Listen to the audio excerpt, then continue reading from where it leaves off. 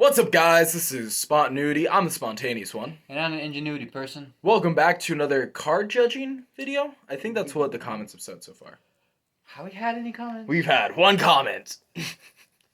Did you leave the comment yourself? No, I did not. Okay. Why do you assume something like that? Because we haven't had any.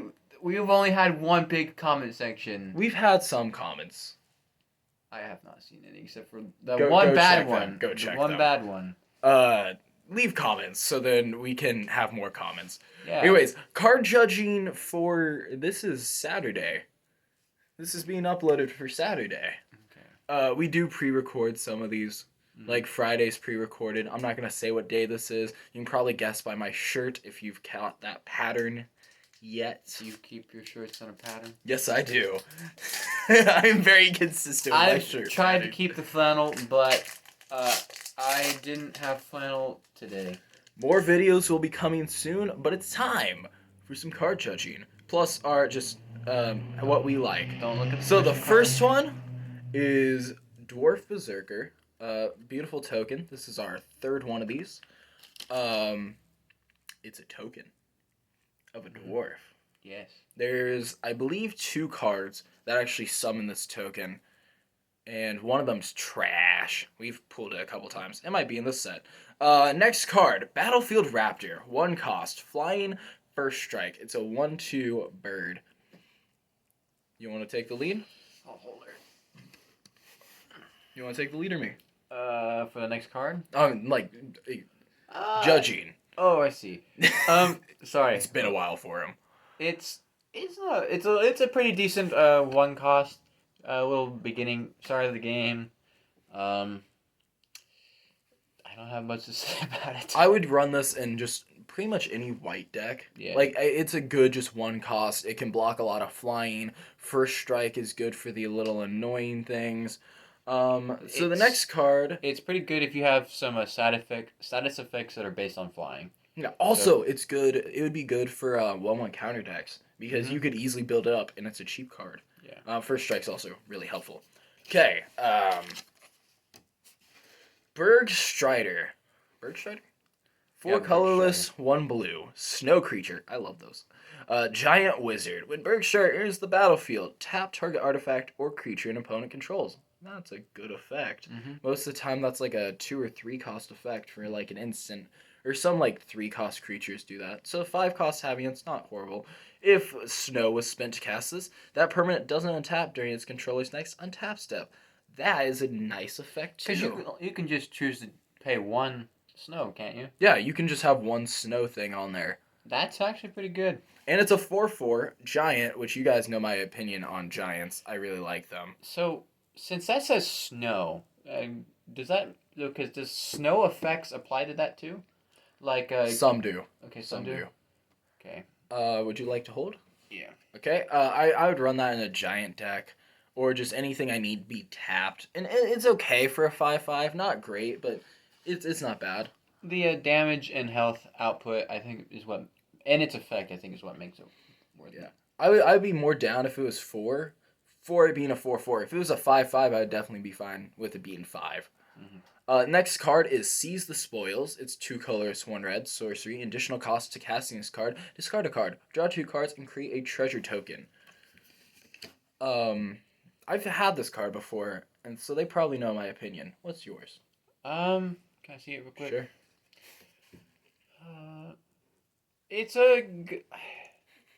Splicing this in. I personally would splice this in with a red deck. So in case, Really? Not red deck, a black deck. My bad. Red card goes with red. Weird thought, but say you have like a 7 cost in your hand that's like really not helping you. It's a good way to get some add 2 mana or just some 2 lower costs. The reason why I say splicing with the black is to pull whatever that 7 cost may be back, put in your hand, or even maybe putting onto the battlefield. My opinion, I'll say it again. So starting off, it being a 3 cost kind of turns me off. But discarding a card can lead to advantage, like he said with black. Not always, but discarding cards not always a horrible effect. Drawing 2 is really good. You're pretty much keeping the same battle state. with playing a card, except now there's 2 in the graveyard and 2 new cards in your hand. And then gaining a treasure token is the thing I like most about this, because it can be sacrificed for any colored mana. So let's say you only have red, that treasure token can now be a black. And it effectively makes this card a 2 cost, which is how I view it, and I really like that. So the next card is Common's Faith. 2 colorless, 1 black. Creature, elf, cleric. I like that combination. Lifelink, when it dies, each player mills 3 cards. It's a 3/1. You want to take it off? I think with the fact that it says mill, it's pretty self-explanatory what you would put this in. Black. Well, mill, basically. Well, but it mills each player, so it includes yourself. Yeah, that's why you would have it with black, because then milling, typically when you have It's also a black card. typically when you yes, but typically when you have black mill, usually you have something why it's helping you. There's a reason why you're milling yourself. So like black, blue, grave pool. Yeah, unless you're Mill an grave idiot and just not using your deck to its full potential. No, matter of opinion. Okay, I'd also throw in kind of the cleric style. Mammoth Growth. 2 colors, 1 green. This has been in a couple sets recently, but it has changed. Creatures get +4/+4 until creature singular, they're not plural, which is a decent effect. Not quite worth 3 in my opinion, but it has Foretell of 1 green and then paying 2 colorless, which makes it more worth it in my eyes. It's pretty much pay 3, get a 4/4. There's better cards for that. Yeah. But the Foretell, some cards get bonuses if you have Foretell on the field. It's a cheap Foretell, and you pay the exact same, but you can do it split up between 2 turns. It's an instant too, so you can do it whenever you would like to. So like, say you only have like a 1/1. Say you have this on the field, and you manage to get a 1/1 on the field. Your opponent gets something big that has haste, and they're gonna try and swing at you. You just pop this and you kill their thing. So. Okay, the next card is Code Spells Cleric. We actually have pulled this one too. 1 cost, white, vigilance. When Code Spell Cleric enters the battlefield, it was the second card you cast this turn. Put a 1/1 counter on target creature. It's a 1/1. I like this card. It is very good at what it does. It's cheap, 1/1 vigilance. That alone is good. But then it can give you a 1/1 counter if it's the second card played, which is nice because it's a 1 cost. It's pretty cheap. You could do that theoretically turn 2. Turn 1 if you're good, but turn 2 more commonly. Pretty much go in any white deck. Yeah. Maybe not Lifelink. The 1/1 counters might be good for Lifelink.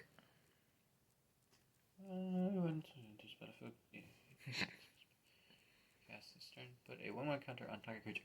With the 1/1 counter putting, could you put that on this creature? Yes, you could.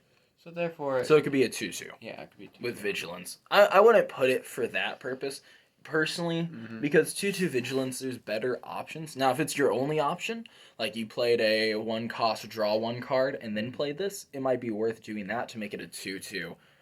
But, personal opinion. Okay, next one. Bound in Gold. 2 colors, 1 white, enchantment or enchant permanent. Enchanted permanent cannot attack, cannot block, or crew vehicles. Its activated abilities cannot be activated unless it's mana abilities. That is a very strong shutdown that could go really on any card. Dang. It's just an all-around good white shutdown. Most white shutdown cards are 2 costs, but it's only can't block, can't attack. And all active. Yeah. And with that No, one, for a 2 cost, but Yeah. this is a 3 cost, and it's a lot stronger. I would just splash that really in if you have white. I find it interesting that they mention crew vehicles because you don't usually see that at all. Funny enough, in the most recent set, they're starting to do more crew stuff.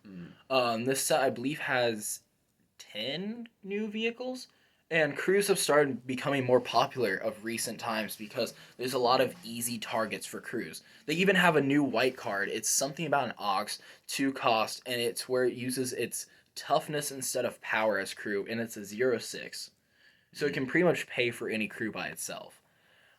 Crew's becoming pretty convenient. And the next one is Shackles of Treachery. 2 colorless, 1 red. Sorcery. Gain control of target creature until end of turn. Untap that creature until the end of turn. That creature has haste, and whenever this creature dealt damage, destroy target equipment attached to it. Wait. Oh. That's you steal your opponent's card with Anything big? with a equipment on it, and Then you it's destroy bad. it. Plus, you steal their card, can deal damage to them with it, gain whatever bonuses they have. Overall, it's just a good Wait, card. Is it until yeah, Until end of turn. Yeah. Well, it's a 3 cost. It's not gonna be permanent. That's like 5 plus. What I want to see is something along the lines of an enchantment that says all effects that say until the end of turn become permanent. That would be too broken. But imagine though. That would be way too broken. That'd be like 5 color. I mean, if that it's- would be 5 color. If it's 5 color, then so be it. But that would be awesome. Like just for the idea of like little 1/1 counters until end of turn. Well, most 1/1 counters aren't, but like gains flying until end of turn. That's permanent now. What?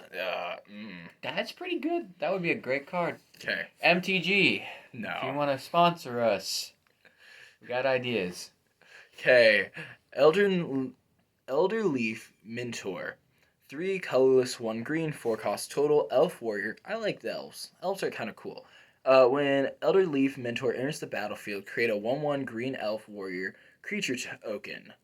It's a 3/2. It's pretty much just pay 3, get a 1/1 and a 3/2 onto the field.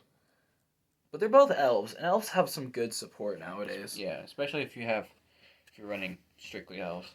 Yeah. It's just all around. I would call it just good elf card. So basically, you're getting 2 creatures out of it, which is not bad. But it's a little high cost for it, so I really only would play it in elves. 4? 4 for 2 creatures, a 3/2, and a 1/1. No other effects. Yeah. Alright. So Path of the World Tree. 1 colorless, 1 green. Enchantment. This is the second one I've pulled of this. When Path of the World Tree enters the battlefield, search your library for basic land card, put it into your hand, reveal it, put it into your hand, then shuffle your library. 2 colorless, 1 white, 1 blue, 1 black, 1 red, 1 green. Sacrifice Path of the World Tree. You gain 2 life, draw 2 cards. Target opponent loses 2 life. Path of the World Tree deals 2 damage to 1 target creature. Create a 2/2 green bear creature token. Did I say that fast enough? I think I can say it faster. We don't need to hear it. I would only put this in a 5-color deck. And I feel like I would love it in a 5-color deck. There would only be reason to put it in a 5-color deck. Well, no, you could sneakily pull it off in a couple different ways. But yeah. all around, just the first effect is nice. Getting a card, whatever mana you want. Is it basic land? Yeah, basic land. Get whatever basic land you want. But past that, like the second effect is crazy. It is a 7, but you have so many steps to it. Alright, ready for the next card? Oh, you just saw it. Yeah, I've been staring at this for a little bit now. It's my 2 favorite colors. It's my 2 favorite colors. I thought you... Wait, okay, they're not my 2 favorite colors. Yeah, I thought so. It, Morte of the Forest. 2 colorless, 1 green, 2 blue. That's my favorite colors. Mort, but... Legendary snow creature, Shapeshifter. It's a changeling. It has changeling, which is every creature type, so it's a beautiful card. When you have Moret of the Forest enter the battlefield as a... you may have Moret of the Forest enter the battlefield as a copy of a permanent you control, except it's legendary, and snow into additional other types. If it's a creature, it enters the battlefield with 2 additional 1/1 counters on it, and has changeling. So either you can copy a creature you have on the field, or you can just put them on the battlefield. Can I see this? Yeah. What is this saying again? I'm confused. Enter the battlefield as a copy of a permanent you control. So it could be anything. Yeah. Except it's... Oh. And then it also is a snow legendary. If it's a creature, it enters the... What does it mean by 2 additional? Does it mean that is... It gets 2 1/1 counters. Plus? Yeah, whatever? plus whatever it is. So, like, say it's a 6/6, now it's an 8/8. Yep. Hey, that's Yeah. not bad. I love that. Plus, if it's a creature, it still keeps changeling. I would run that in blue-green. Just flat out. It's beautiful. Okay, next one. Oh my gosh. Giant's Amulet. 1 blue. Artifact equipment. When Giant's Amulet enters the battlefield, you may pay 4. 3 colors, 1 blue. If you do, create a 4/4 blue giant wizard. creature token, then attach a giant amulet on it. Equipped creature gets +0/+1, and this creature has hexproof as long as it's untapped, and it's 2 to equipped. So basically, you can make something have hexproof for very cheap, and hexproof is arguably one of the best effects in the game. Mm-hmm. Hexproof has bothered us very much. It has annoyed me so thoroughly much. It's one of those effects that is kind of hard to deal with. Would you like? How do you leave in the comments how you would handle with hexproof? Because -1/-1 counters. doesn't work. Yeah. No, they don't. Because it affects with abilities. Oh wait, no. Have a target opponent sacrifice creature, like of their choice. Well, If they have one creature, then they have to choose that one. technically, I guess if you target the opponent. Yeah, because you're not targeting their But would it creature. affect though? Because it is. Yes, because it's targeting them, not the creature, and you can sacrifice your creature technically at any time, depending on effects. Mm-hmm. Like a person's own card effects. Like if I play sacrifice creature, draw 2 cards, I could do that on a creature with hexproof, because it's only your opponent's effects. So the next card is Snow-Covered Forest. It's a basic snowland forest. It's pretty. That's it. Okay, ready for this one? Cosmos Charger. I like the Cosmos. 3 colorless, 1 blue. Creature Horsebear. Flash. Flying. Foretelling cards from your hand cost 1 less and can be done on any player's turn. That is beautiful. Because there's a lot of good blue foretell cards that I've been enjoying looking at. And it's foretell of 3. I like that. 3/3 doesn't make it quite worth it for me, but it's just a good card. I would use it for foretell cards. That's pretty much all I'd use it for. Yeah, I think I was looking at the decks a couple days ago that are in the newer sets. I think this might be. We need to do deck This might be stuff. part of the newer deck that has part of the one of the newer sets of Kaldheim. We need to buy some decks to do deck reviews. Well, if I ever get a paycheck, then definitely. Okay, the last card. It's a shiny card. It's called Rally the Ranks. It's a 1 colorless, 1 white enchantment. As Rally the Ranks enters the battlefield, choose a creature type. Creatures you control the chosen type get 1/1. Did I mention it's a rare? I got 2 rares. Oh, that's beautiful. And it's shiny. I would play this in like a type specific deck. Like I've been really hitting the giants. Like giants would be cool. Oh, And then just make all of them get 1/1 counters. And only mine. I know what you're thinking, and that's giant 1/1. That's dirty. Giant changelings. Okay. So, out of the cards today, what is your number 1? My number 1. Oh, you scratched the man. I didn't scratch him. We have some dirty stuff on here. That's why I was originally putting him right here. Well, you handed them to me over here. Okay, what's your number 1? I would say. I already know my number 1. To be honest, Really? I'm stuck with between 2. Show the 2. Okay, blue, green, and the white. Yeah, blue. No, show them. I know. I'm just putting them down for right now. So he's between the legendary creature blue-green and the enchantment that basically shuts down any card. Okay, can I say you're wrong? Why? How? I'm not wrong. That's my opinion. I know, Opinions but can't your be wrong. opinion can be wrong.